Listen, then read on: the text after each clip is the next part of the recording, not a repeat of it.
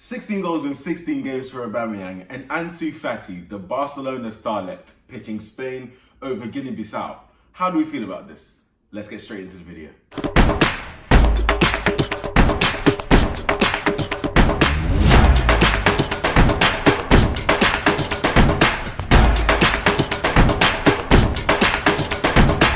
What's going on, guys? It's Kirk and welcome to another reveal video. It's been a while since we last uploaded anything on YouTube. Just a few things going on really. We've, both me and Sam actually went on holiday, went out to Portugal for a couple of weeks. It's really nice actually. But now we're focused, we've relaxed a little bit, we're focused, we're back producing some content. And today, just two main talking points with Aubameyang getting 16 goals in 16 games and Ansu Fati, the Barcelona starlet. Now, let's start off with Aubameyang. And with Aubameyang, the main thing that I want to talk about, again, is not him as an Arsenal player, but just him as a player in general.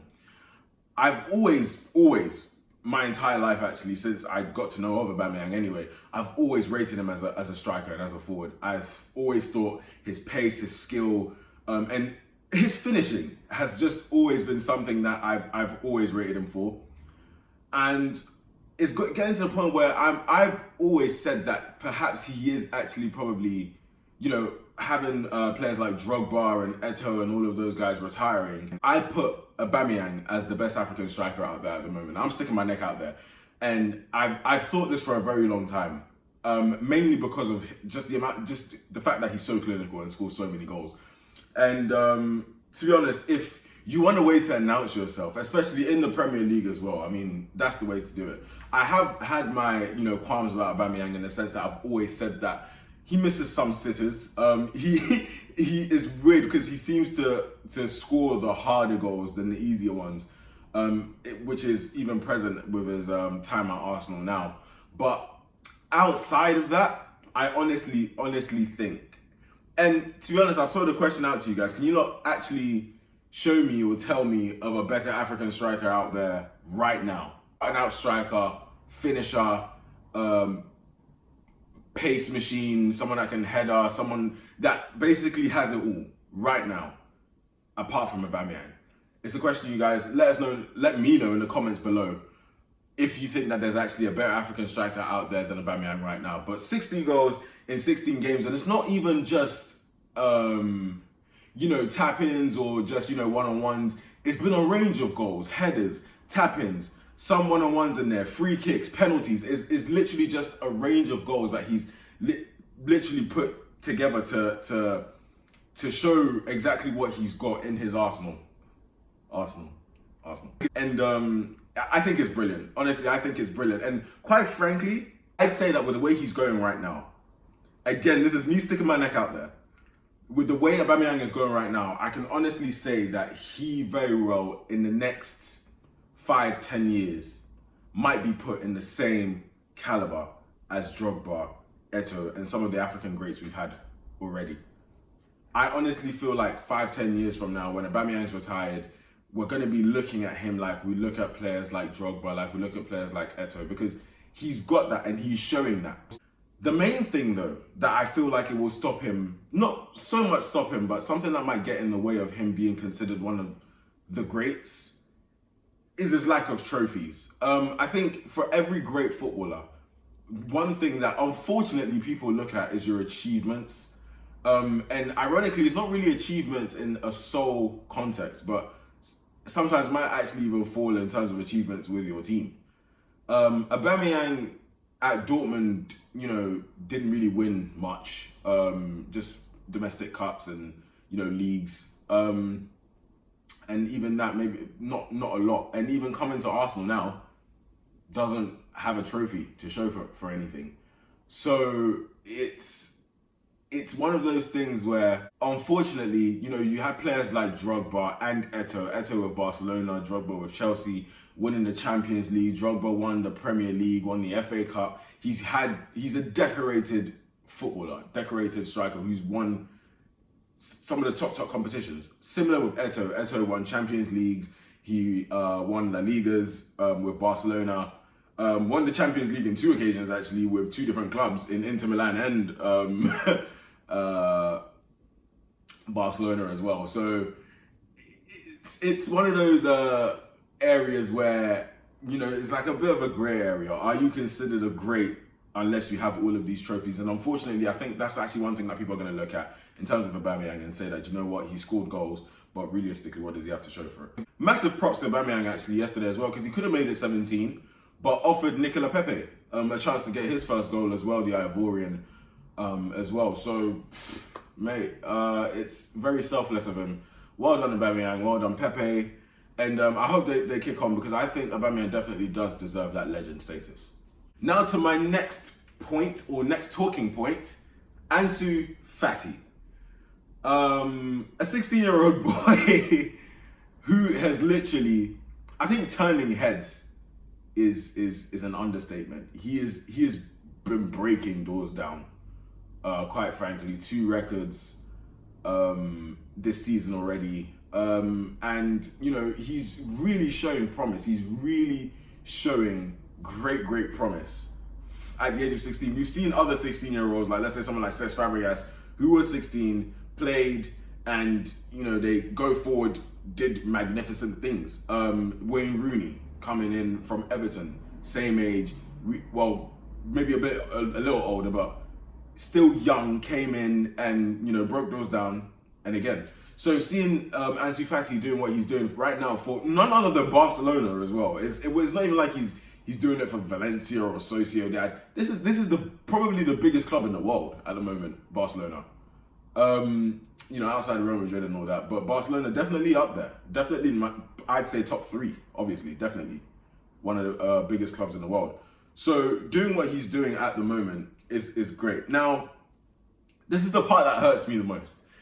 When given the choice to, you know, either pick to play for Guinea-Bissau or Spain, he's ended up picking Spain. We put this on our Instagram the other day, and I had to comment with a massive boo, because I was just like, this is the kind of thing that hurts me to see. All right, a player that is from Guinea-Bissau, a player that is from Africa, not choosing to represent and demonstrate and show the culture of Africa and try to elevate Africa, but rather picks the European team. I'm not too sure, you know, his reasons for doing it, but just going at, speaking from my head, this is just my opinion anyway, it might have something to do with the fact that, you know, players often feel as though if they pick a well-known team, national team that is, a well-known national team like Spain in Europe, or maybe even South America or anything like that, they're more likely to win national competitions and more likely to be more realized and noticed. Which unfortunately, it's not wrong. But at the same time, I think it takes a certain kind of person who takes pride in where they come from to stand up and say, yes, I'll probably be noticed and I'll probably get all these accolades for playing for this team or that team, but I'm not going to do that. I'm going to go for, you know, a team in Africa. If I am African, I'm going to go for the African team and demonstrate Africa, try and elevate Africa and make a name for Africa. And it hurt me quite a bit. And I think it's only come around due to, you know, years and years of players opting to play for, you know, players or African players in general opting to play for, you know, these European teams and all that kind of stuff. Because often when a player is from Africa and they get taken out of Africa, a lot of the time they don't actually come back. And that's the painful part. And I think it's happened for years and years and years. And the younger generation have kind of seen this and they're kind of following suit. But, you know, he's picked Spain now. Regardless of what team he picks, still wish him the best of luck. Still wish him well, and I hope he continues to do what he's doing for Barcelona, for Spain as well. And I hope he continues to make a name for himself. But just to say that it did really hurt when he did pick Spain over Guinea-Bissau, because what we always look for is just players that are going to stand up and really shout the name of Africa with pride. So Ansu Fati, good luck to you. I hope, you know, you win loads of trophies with Spain. I hope you become a recognised player for them. But Africa's always here if you want to come back. So yeah, we're coming towards the end of the video, but here's a little bonus content, if you will. Bonus content? Bonus content. Well, let's call it bonus content. As FIFA 20 is right around the corner, and as you know, we are making preparations to restart our Kings of Africa challenge, I just wanted to drop a little, taster of what the challenge is going to be this year. And it's mainly to do with the theme. And just to let you guys know, in previous Kings of Africa matches that we played in FIFA 19, we did a kickoff mode where, you know, we randomized between 5 African players, and whatever the African player, the team that the African player plays for is the team we pick and use them in a game of FIFA and blah, blah, blah, blah, blah, blah. But this year, both Sam and I, after sitting down and discussing and throwing ideas around, and not just me and Sam actually, some friends as well and family have kind of weighed in, and it's been a bit of a journey, but we've decided that this year will be an ultimate team competition between both me and Sam. And it's gonna be a journey that's gonna go right from, you know, the beginning of FIFA all the way towards the end of FIFA. By the end, I mean usually by the end of, you know, the season. So just a little, you know, idea for you guys is going to be an ultimate team challenge, and you guys do not want to miss it. And it's coming very, very soon. As I said, FIFA is right around the corner, so we're making preparations, we're getting ourselves ready, and it's fair to I am so excited / nervous because, you know, if you watch past episodes, Sam was always saying that I was better than him at FIFA and blah blah blah, but any FIFA player knows that every FIFA that comes out is different. So if, you know, you were good at FIFA 19, it doesn't necessarily mean you'll be just as good at FIFA 20. During FIFA 20, we're more or less starting on a level playing field, and there's no advantage for one person or another. It's a level playing field, and that's kind of what scares me. But at the same time, I'm really, really excited because it's going to be a journey, and I honestly can't wait to see what goes on over the next year or so. So join us for that, and it's going to be amazing.